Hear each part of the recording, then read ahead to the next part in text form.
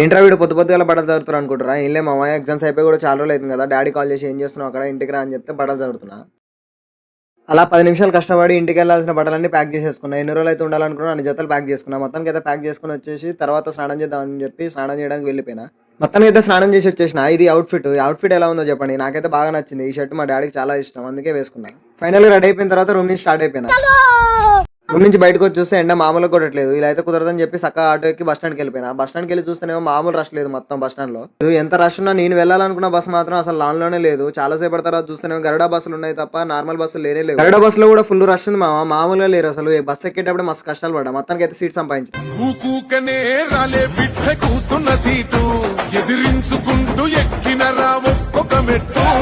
Final గా అయితే journey start అయిపోయింది. ఈ లొకేషన్ ఎవరికైనా తెలిస్తే కామెంట్ చేయండి. మాక్సిమం నల్గొండ సూర్యాపేట వాళ్ళకైతే ఖచ్చితంగా తెలిసి ఉంటుంది ఈ లొకేషన్. వింటర్ లో ఈ లొకేషన్ చాలా ఫేమస్. అలా వ్యూ పాయింట్లు అన్ని చూసుకుంటూ మా మండలికి వెళ్తే మా ఊరికి వెళ్ళాల్సిన ఆటోలు ఒక్కటి కూడా లేవు.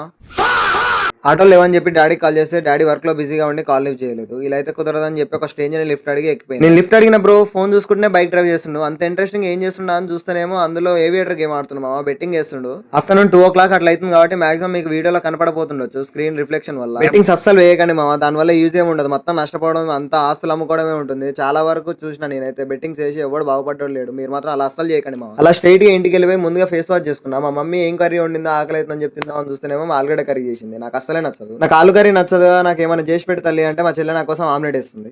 ఆమ్లెట్ వేయడమే కాకుండా తనే గోరుముతలు కలిపి తినిపిస్తుంది నాకు. ఇవన్నీ చేసిన మా చెల్లెకి నేను చెప్పాలనుకుంది ఒకటే, థ్యాంక్స్,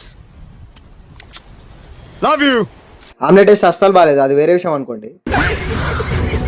నా కోసం ఆమ్లెట్ ప్రిపేర్ చేసినందుకు మా చెల్లికో క్యాంపా నాకో క్యాంపా తీసుకుని ఇద్దరం ఫుల్ గా తాగేసినాం. క్యాంపా తాగిన తర్వాత నేను ఫుల్ గా పడుకునేసిన. అలా ఒక 2 hours పడుకున్న తర్వాత మా చెల్లె లేపి నాకు పాలు తీసుకొచ్చి ఇస్తుంది, అన్నయ్య తాగని చెప్పి. నేను పాలు తాగి అలా చూస్తున్నాగానే ఈవినింగ్ అయిపోయింది. మా డాడీ నా కోసం నేను వచ్చిన కదా అని చెప్పి కళ్ళు తీసుకొని వచ్చిండు, నాకు ఎంతో ఇష్టం అని చెప్పి. ఏ మాట కా మాట కానీ కళ్ళు టేస్ట్ మాత్రం వేరే లెవెల్ ఉంది మామ. చాలా రోజుల తర్వాత తాగుతుంటే సూపర్ అనిపించింది అసలు. చాలా బాగుంది కళ్ళు. ఇప్పటికే చాలా ఎక్కువ చేశారా నా కోసం, ఇంత ప్రేమ ఏంటి అనుకునే లోపు మా మమ్మీ నా కోసం చేపల కర్రీ ప్రిపేర్ చేసింది. మంచిగా ప్లేట్లు వేసుకొని ఫుల్గా తినేసిన. టేస్ట్ మాత్రం చాలా బాగుంది. మా మమ్మీ చేపల కర్రీ మస్తు చేస్తుంది. నా కోసం ఇంత చేస్తున్న నా ఫ్యామిలీ మెంబర్స్ కి చాలా అంటే చాలా థ్యాంక్స్. మీ ఫ్యామిలీలో కూడా ఇంతేనా? కామెంట్ చేయండి. ఇక ఈ రోజు ముచ్చట్లయితే తింటే మీరు మాత్రం వెళ్లే ముందు ఫాలో అండ్ సబ్స్క్రైబ్ చేసుకోవడం మర్చిపోద్దు. మరి వెళ్ళొస్తా.